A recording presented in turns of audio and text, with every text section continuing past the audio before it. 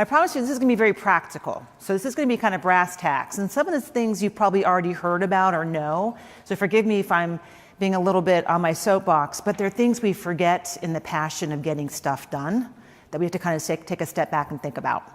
So before I start, I always do a quiz like I did earlier about who ate dessert before their lunch. How many of you have ever had to execute upon an HRIM project? You know, you had to put a new application in, a new tool, okay? How many of you were halfway through it and realized that you didn't really have a business process that you were actually solving for? Come on, there's more of you in here. You know it, right? Because we get enamored by a tool, we get enamored by an executive who likes a tool, we do some things that are unnatural because the budget's getting ready to dry up, so you jump into these activities and then you realize halfway through, I don't know if I'm solving for the right problem. So this is to give you guys some practical things to think about as you think through that. So of course my first slide and my favorite quote that I not only use for work but at home is Albert Einstein's. If I had an hour to solve a problem and my life depended on the solution, I would spend the first 55 minutes determining the proper question to ask. For once I know the proper question, I could solve the problem in 5 minutes. And as HR practitioners, we probably live this every day, and we probably consult with our advisors or to our clients every day about what is the problem you're solving before you jump into solutions. And that's really the basis of what this conversation is about today. So you already kind of saw some of these pieces of perspective when we had the Global Force presentation related to what's happening in this new millennium in terms of expectations of our employees.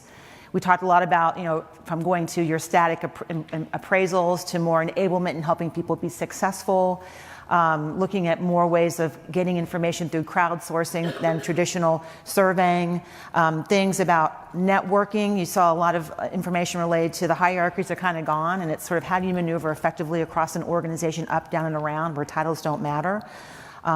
You've also seen a lot of things around corporate values and more into employee experience. The notion of big words on paper in offices talking about corporate values are less important than what the employee experience is every day. And it's more about the action than the words. So a lot of these things are flowing through what we work on every day. So it's important to keep this in mind as you think about how does this impact the work I do on behalf of the HR organization. And then there's global trends. So has anyone here not heard about GDPR? Okay, and if you are, I could sell you some really good consulting on that. So you've got this global data privacy thing that's only going to get, I think, more complex. You've got the UK, but you're going to see other countries take part in that. I mean, Germany's already, a challenging place to work and relate to data privacy. So you got that going on in the world. You've got data security. And oh, by the way, I work for Symantec, we do security. But this notion of mobile, and we've all pushed a lot to mobile for all the right reasons. People want to have flexibility, but with that comes ongoing threats and possible data breaches. You've got the unstructured workforce, and we're all dealing with this notion of redesigning how people do their jobs, whether it's thinking about using networks through freelancers, whether it's contingent workforce, whether it's how work actually gets done through technology, whether it's remote working, whether it's places that have really amazing real estate footprints that bring collaboration together. It's changing, and people have different expectations related to that. It's also this notion of digital strategy in terms of people getting much more oriented towards digitization in terms of how they do their jobs every day. And as you see right here, 78% of companies view important and 5% have strong programs in place related to digitalizing their business. So a huge opportunity here for us. And employees, again, are expecting to work faster, smarter, and we have to get ahead of them in that front. And then who isn't talking about robotics and artificial intelligence? It's like the buzzword, and what scares me is we don't know that much about it, but we know it could be helpful to us. So again, it's a solution looking for a problem. So that's another thing we have to keep in place to think about. So before I jump into my experience in this, I want to give you guys some constructs. And I can imagine you could all put your name up on this and have a similar story about just lots of business transformation and change. And why this is important to me is it talks to you all about how to think about transformation in your organizations while the business transforms, because you can't sit still while the business goes forward. So just a couple key points. In 2015, we were a storage and security company. We spun off a company called Veritas. We had to stand up the company to either spin it or to sell it. And so it actually was bought by private equity. And if anyone ever done a divestiture before, Where's Tracy? Okay. Okay, it's a lot harder, I've come to find, than acquisition. And it's even harder when you want to stand it up to look really great and the company that you remain in has to deal with all the stranded costs, right? So we had that complexity. But the good news is we became a cybersecurity focused company, which was really critical for us to be, able to get the market back to where we wanted to get it towards. Then in 2016, we acquired a company called Blue Coat, which was completing our portfolio. It was not anything that overlapped with our business. It actually was no customers were we selling to, nor did it have similar products. It was a fantastic way to expand our portfolio around cybersecurity, et cetera.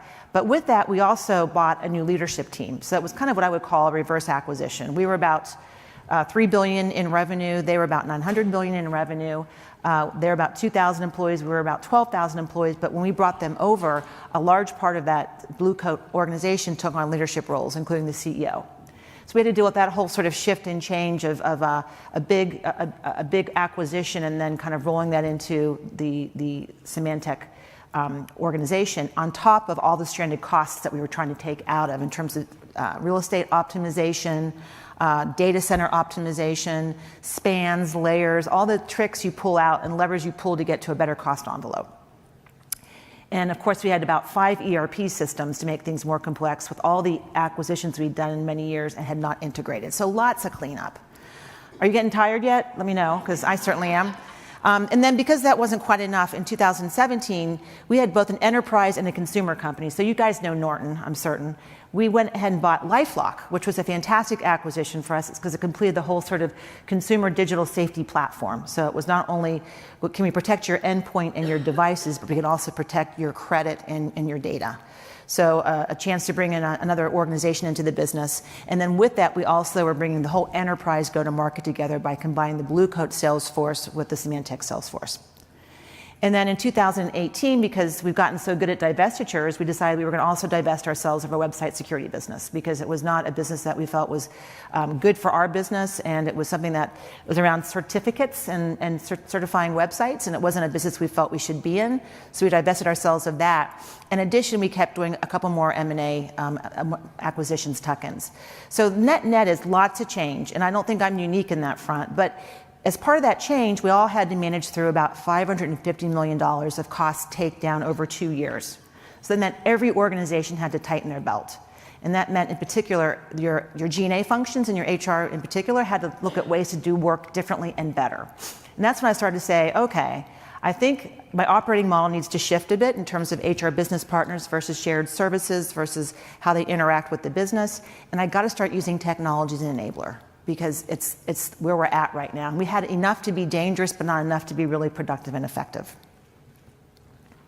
So I want to talk a little bit about how are we using that data. And again, I think all of you probably could put this same chart up. But if you think about how you evolve HR through business-centric practices, this is how we use it today. So we use data and metrics for things like the core of digital HR, right? How you report data analytics, how you report predictive, how you look at your headcount and workforce planning, how you think about your real estate optimization.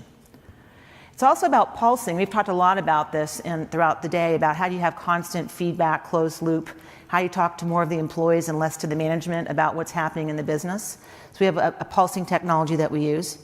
It's about creating, which is the workspace that promotes culture. So how do we have a culture that supports our blended workplace and diversity? So I would say we had a very traditional real estate footprint. We had to consolidate it, and a lot of the offices are like back from the 1980s and maybe a couple of 1970s, which might actually be back in style.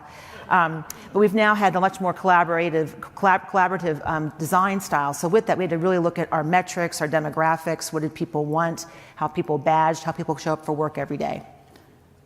We've also done around applying, and then, as I mentioned earlier, the whole notion of mobile. So we're finding, as many of you know, is employees want to be treated as consumers, not only at home, but also at work. So that's everything about just-in-time information to be able to make decisions at your desktop or on your mobile device.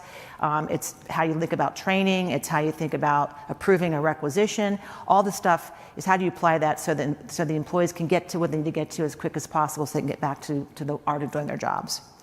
And then the last thing is we also talked about was this whole investing, the work we've done around building health and wellness insights, because if a healthier employee will be a better employee, and a more well-informed employee will be a more productive employee. So how do you help them with both their employee wellness and financial acumen?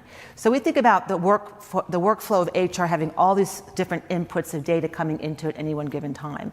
And by themselves, they're probably individual point product solutions, but together, how do you make them flow?